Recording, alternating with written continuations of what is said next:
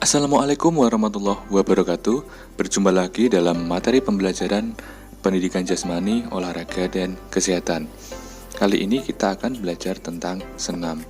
Senam adalah bentuk latihan fisik secara sistematis dengan melibatkan gerakan-gerakan terpilih dan terencana untuk mencapai tujuan tertentu. Adapun senam lantai merupakan salah satu jenis senam yang meliputi berbagai keterampilan gerak. Kali ini kita akan membahas beberapa hal tentang senam lantai, di antaranya jenis-jenis senam lantai baik yang menggunakan alat maupun yang tanpa alat, tujuan dan manfaat senam lantai, latihan fisik untuk kegiatan senam lantai, serta aspek yang harus diperhatikan dalam kegiatan senam lantai. Senam lantai dapat dilakukan dengan bantuan matras. Unsur-unsur senam lantai terdiri atas gerakan mengguling, melompat, meloncat, berputar di udara, serta menumpu, baik dengan tangan ataupun kaki. Senam lantai dapat dilakukan tanpa alat dan dengan alat. Yang pertama adalah senam lantai tanpa alat. Di antaranya yang pertama guling depan atau forward roll. Guling depan merupakan gerakan berguling ke depan dengan urutan gerak dimulai dari tengkuk, punggung, pinggang, dan panggul bagian belakang.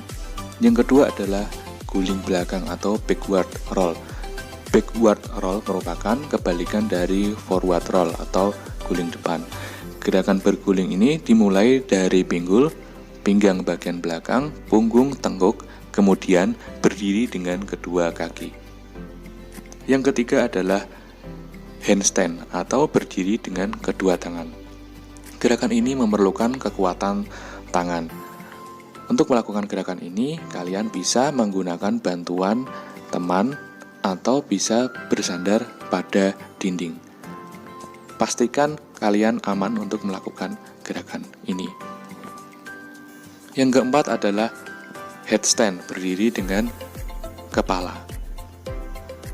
Untuk melakukan headstand ini, tidak serta-merta hanya kepala yang digunakan sebagai tumpuan, namun kita tetap menggunakan kedua tangan untuk membantu kepala menjadi tumpuan saat berdiri. Yang kelima adalah neck spring atau guling lenting. Gerakan guling lenting ini diawali gerakan seperti saat melakukan roll depan, kemudian dilanjutkan dengan melakukan lentingan tubuh ke depan atas, dan diakhiri dengan berdiri. Gerakan tubuh melenting ke depan atas yang dimulai dari dahi, kemudian dilanjutkan dengan melenting ke atas kepala, bahu, pinggang, pinggul, dan kedua tungkai, serta lengan juga ikut melenting. Yang keenam adalah sikap kayang. Sikap kayang merupakan gerakan melengkungkan tubuh ke arah belakang dengan bertumpu pada kedua tangan dan kedua kaki. Gerakan ini dapat dimulai dari posisi berdiri maupun jika kesulitan dapat dilakukan dengan posisi terlentang. Yang ketujuh adalah sikap lilin. Sikap lilin merupakan gerakan bertumpu pada tengkuk dengan ditopang oleh kedua siku.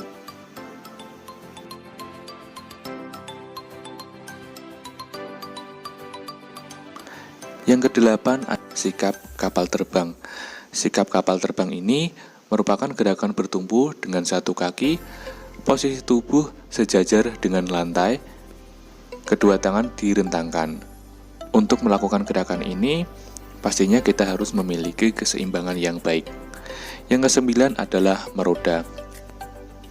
Meroda merupakan gerakan berputar dengan bertumpu kepada kedua tangan secara bergantian, kemudian bertumpu kepada kaki. Selanjutnya kita akan membahas beberapa contoh senam yang menggunakan alat. Yang pertama adalah kuda pelana. Yang kedua, gelang-gelang atau ring gimnastik. Yang ketiga, kuda lompat.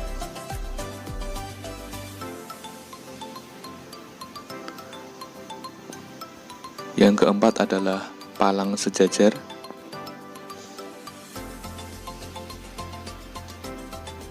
Yang kelima, palang tunggal.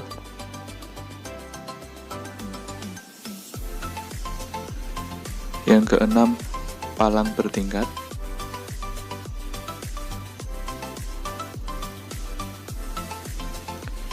Yang ketujuh adalah balok keseimbangan. Untuk balok keseimbangan ini khusus untuk nomor senam artistik putri. Senam lantai merupakan bagian dari senam artistik. Senam artistik diartikan sebagai senam yang menggabungkan aspek tumbling dan akrobatik. Berikut ini merupakan kategori senam artistik untuk putra dan putri. Untuk kategori putra, ada senam lantai atau floor exercise, kuda pelana, gelang-gelang, kuda lompat, palang sejajar, dan palang tunggal. Sedangkan yang diperlombakan untuk kategori putri antara lain senam lantai, kuda lompat, palang bertingkat, dan balok keseimbangan. Tujuan dan manfaat melakukan senam lantai.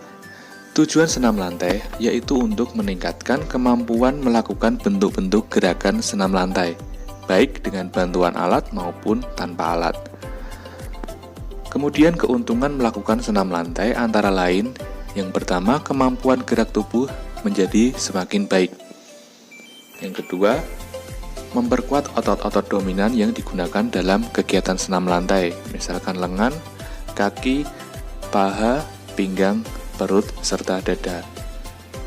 Selain itu, dapat menambah kekuatan fisik secara menyeluruh.